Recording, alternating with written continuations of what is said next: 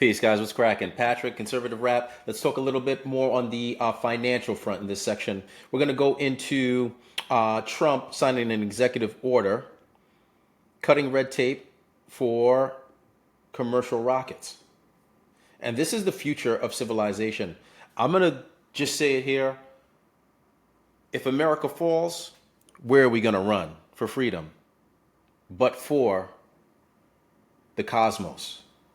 I could envision similar to the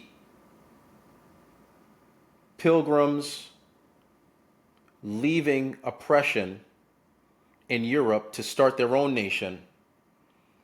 Those of us, if we're not able to fight back here on terrestrial land, who are on the side of freedom and liberty, developing a colony in space independent from the deep state global dominance that we've been covering on this channel that you're already aware of.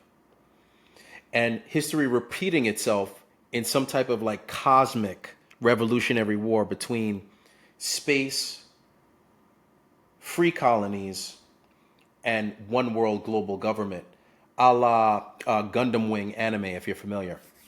So check this out. President Trump signed an executive order on Wednesday easing regulations surrounding commercial rocket launches that industry figures say have slowed down innovation and testing. The order was just one of Trump's several executive actions on Wednesday afternoon. It directs Transportation Secretary Sean Duffy to, quote unquote, eliminate or expedite environmental reviews for launch and re-entry licenses and permits, and review and eliminate all outdated rules concerning space flight vehicles. Furthermore, the order directs Commerce Secretary Lutnick to take several steps to bolster domestic space business growth, including moving the Office of Space Commerce from the National Oceanic and Atmospheric Administration directly to the Department of Commerce. So enough said here. I think we're all aware of Trump's uncanny ability to expedite industrial growth in a variety of sectors, not just construction, which is his background. And this is amazing to me. It's time for all of us to start looking towards the future. We have to fight back with love against the nonsense that we see while simultaneously building parallel plans should, as the saying goes, you know what, hit the fan. Next, let's move on to another economic piece. Interviews to replace Fed chair to start after Labor Day, Besant says. Potential candidate interviews for the post of new Federal Reserve chairman will be happening soon, Besant said in an August 19th interview with CNBC. In terms of the interview process, we've announced 11 strong candidates without providing any more details. Who needs details? Anything would be better than too late Powell. I'm going to be meeting with them probably right before and right after Labor Day and start bringing down the list to Trump. This year, Labor Day starts on Sept 1. It's an incredible group, Besant said. It's people who are at the Fed now, have been at the Fed and private sector, so I'm looking forward to meeting all of them with a very open mind. The federal chairman is nominated by the president for a 4-year term and must be confirmed by the Senate. The term of the Fed chairman, Jerome Powell, is set to expire May of 2026, which couldn't come soon enough. And with our control over the Senate, it's going to be a very smooth ride. What do you guys think? I think it's about time we move on from this gentleman. He needs to cut the rates as he stands, and if we can't get fired, let's at least get rid of his ass sooner rather than later, or as soon as possible. Next, from the Hill, Besant says tariff revenue will go to national debt before rebate checks. Treasury Secretary Scott Bessent said the Trump administration was laser focused on paying down the national debt with tariff revenue, dismissing the idea of a rebate check disbursement within the next few months. I've been saying that tariff revenue could be $300 billion this year.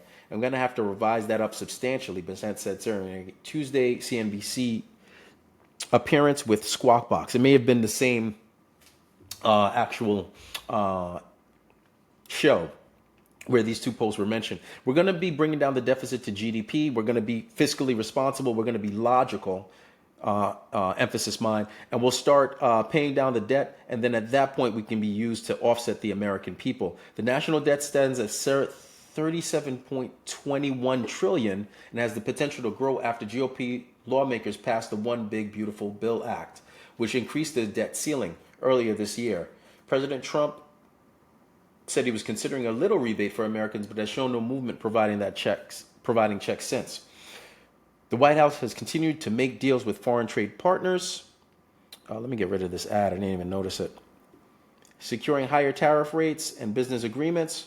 On Thursday, Trump said the details of an agreement with the European Union. This is brilliant news as well, which agreed to pay 15% tax, pay up bitches, on exports, while saying it would invest billions into the U.S. private sector like it should, and like we've been doing for decades since. The Treasury Secretary said after additional measures, Americans could receive funds from generated revenue. And this is what happens when you don't have a commie government is your mama philosophy in government, fiscal responsibility.